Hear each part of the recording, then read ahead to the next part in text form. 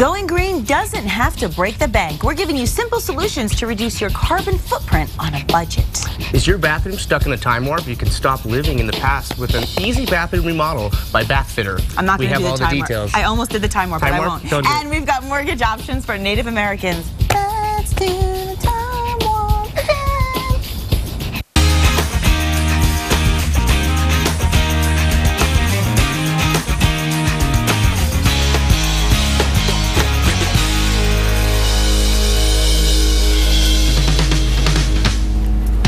Good morning, everyone. I'm Nikki Stanzione. And I'm the face of Fox, Elias Gallegos, in for Kristen Van Dyke. And this is New Mexico Style. And we'd be remiss not to start the day by talking about the TV legend who is nicknamed America's oldest teenager. Of course, we're talking about Dick Clark. And sadly, he died of a heart attack Wednesday morning in Los Angeles at the age of 82. And of course, many of you already know Clark is best known for hosting long-running TV shows such as American Bandstand. It was one of my favorites. Yeah. The game show Pyramid, which I still watch almost every night on Game Show Network. And of course, Dick Clark's New Year's Rockin' Eve, which, how do you even bring in the New Year without Dick Clark? It's such a part of American history.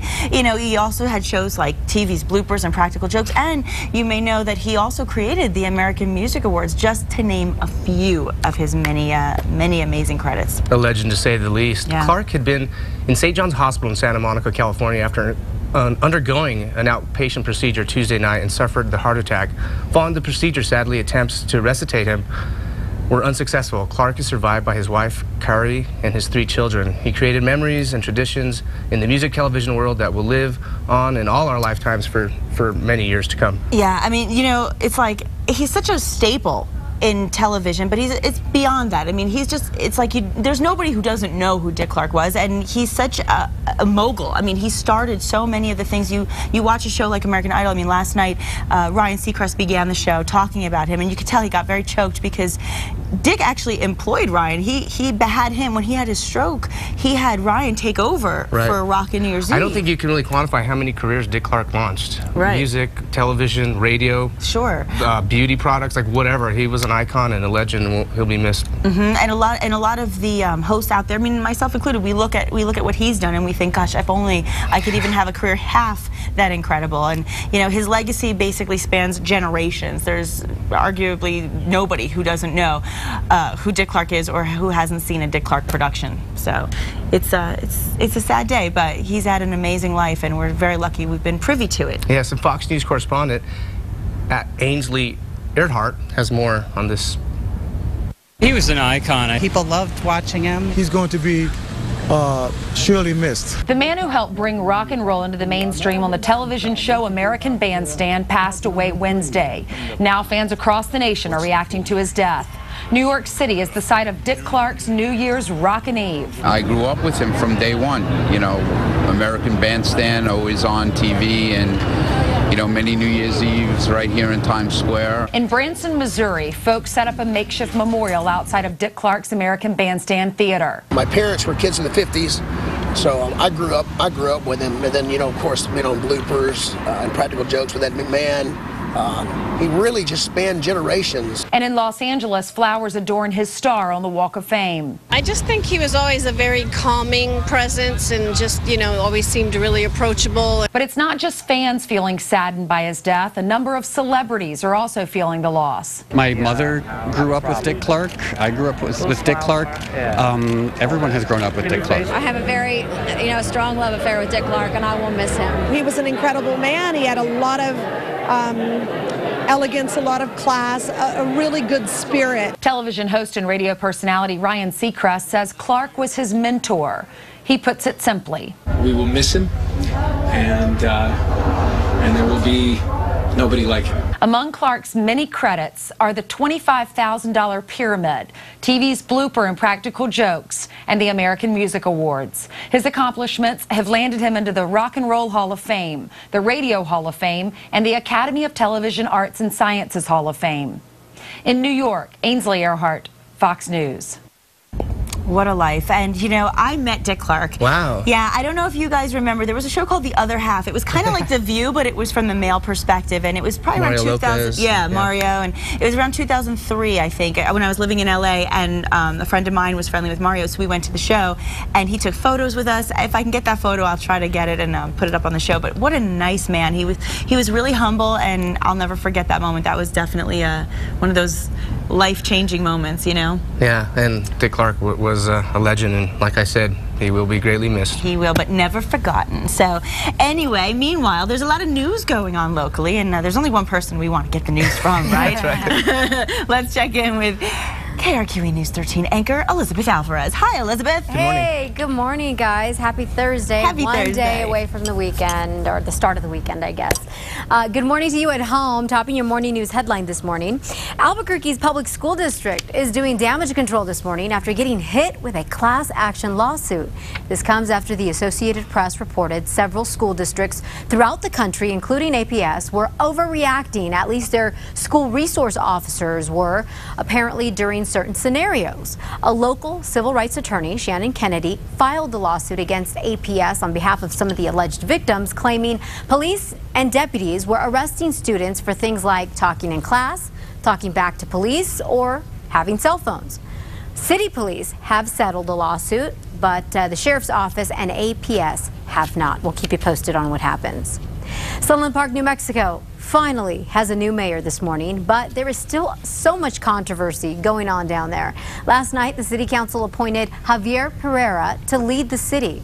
This comes after the man who was elected couldn't get sworn in because he's charged with extortion. Daniel Salinas, seen here, or in the orange jumpsuit, is accused of setting up a lamp dance for another mayoral candidate. Police say he secretly videotaped it and then used it as blackmail. Well, as for the newly appointed mayor, Pereira's background includes going to New Mexico State. He has a degree in business and is 24 years old. I started seeing that people wanted some change. People wanted somebody different. But, you know, not everyone is happy about the decision, or not everyone wants Pereira as mayor. There were other people at last night's meeting that never got a chance to enter their bid. They were stuck outside of City Hall because the meeting was so jam-packed.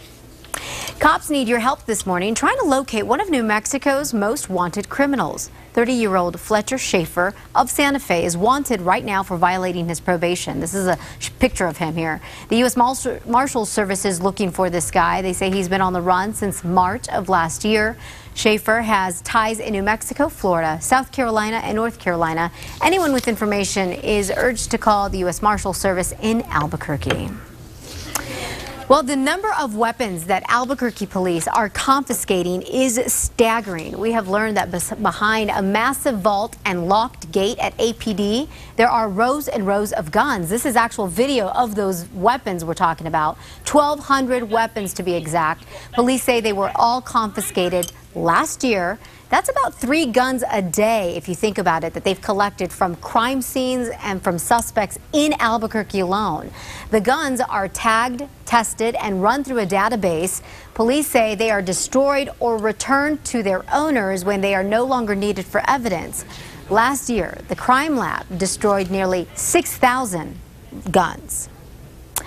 Well, it is official. You will pay more for your kids' school lunches in Albuquerque next year. Last night, the school board raised the price by 10 cents. So starting in August, they'll cost $1.95 for elementary school, and it'll be $2.20 for middle and high school students. Some people who are as old as New Mexico is got quite the birthday party. Watch this. Anyone in Bernalillo County who was about 100 or older got a great breakfast at Hotel Albuquerque yesterday, and that included this lady here, sweet Margaret Garcia. She is about to turn 100, and she says she has the secret to living a long time. Being active, don't be lazy. If you want to go get old, stay lazy. Don't sit around and do nothing.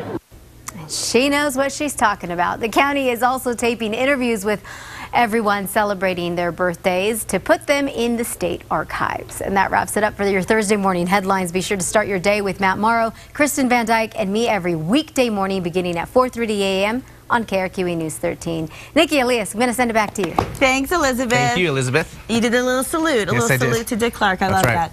Okay, so let's get on to some things that are going around Let's do town. Going on around town, going around, and going on around town. The Aveda Institute New Mexico is partnering with Western Resources Advocates to raise funds for clean water in New Mexico. So important. On Saturday between 8 a.m. and 5 p.m., Aveda Institute of New Mexico is hosting a Cut-a-Thon, and all the proceeds are going to Western Resources Advocates. And we had fun when we did their fashion show. The Aveda Institute New Mexico does great things not only for the community, but within the institute itself, really teaching, teaching brilliance among beauty makers. How do you like that?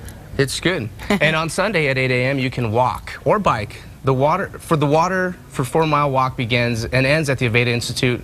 4 miles represents the miles women in developing countries walk to get clean water. And you can register at AvedaNM.com or on the day of the walk. And we want to mention that Western Resource Advocates is a nonprofit environmental law and policy organization whose mission is to protect the West's land, air, and water. Isn't that great? Yeah, it's something. It's really easy to to not think about or forget. How we turn our water. It's there. There's countries and people who don't have water. I know, we really do take it for granted. And speaking of taking our Earth and our lives for granted, Earth Day is actually Saturday. So why not get an early start by going to the University of New Mexico's 4th annual Sustainability Expo and the Lobo Growers Market. Today from 10 a.m. to 2 p.m. on the main UNM campus at Cornell Mall, just east of the Student Union Building, Lobo Growers Market will feature local growers, prepared food vendors, as well as arts and crafts. Oh, arts and crafts? I like that. I like arts and crafts. Yeah, this is really a great opportunity, though, to pick up your weekly produce and score some lunch, or you could just simply enjoy the fun, energetic atmosphere and learn a little bit about sustainability, which a lot of us, I'll be honest, I'm really not that schooled in that subject, and I should learn more. I think it's important, and one of the things you can do is you can bring your reusable shopping bags, and you also don't want to forget your cash. I don't think they take credit cards. Well, that's good. I just learned that, Right? Don't forget your reusable shopping bags. You learn something new every day. Yeah, sometimes. Thanks. I'm glad I taught you something, Gallegos. Now, the thing is, you go to Trader Joe's, you go to Whole Foods. They offer you those bags a lot of the time, and you say, no, I'm good, I'll take the paper bag. But actually, those bags, I have to tell you, they hold so much. I can hold what I put in 2 or 3 paper bags in one of those bags, and even though it looks the same size, it actually holds a lot more. And they're prettier, too. All right, give me a high five on that one. Oh my God, I hate doing that. I hate it. Give everyone a high five today, though, because today is National High Five Day. I just don't like doing the adult. I like it with kids, but with adults, I feel silly. The high five is actually, though, a celebratory slapping of the hands. Yeah. As you know, it's for celebration of sporting victories and special events, competitions, and many other activities. And it's been going on for decades. It's easy to celebrate a day like this. Really. Or even when you're on New Mexico style, I like to give a high five. High five. I feel like so unfeminine. I don't know. I think it's a boy thing. Whenever he sees me and he does that, I'm like, oh, come on, I'm a girl. She always leaves me hanging, pretty much. I do. But if you see someone today, give him a high five. It is High Five Day, and you can do this for friends, families, passerbys, strangers. You're walking down the street. What up? The more high fives you give, actually, the better. And you can also do a low five. Do a low five. Oh. What up? But you can only do that after you've given the high five, right? That's the way it works. Yes. Well, we can't leave our weatherman John Smith out. So now it's time to give a high five to John Smith, our weatherman, and check in with weather. What's up, John? What up, John?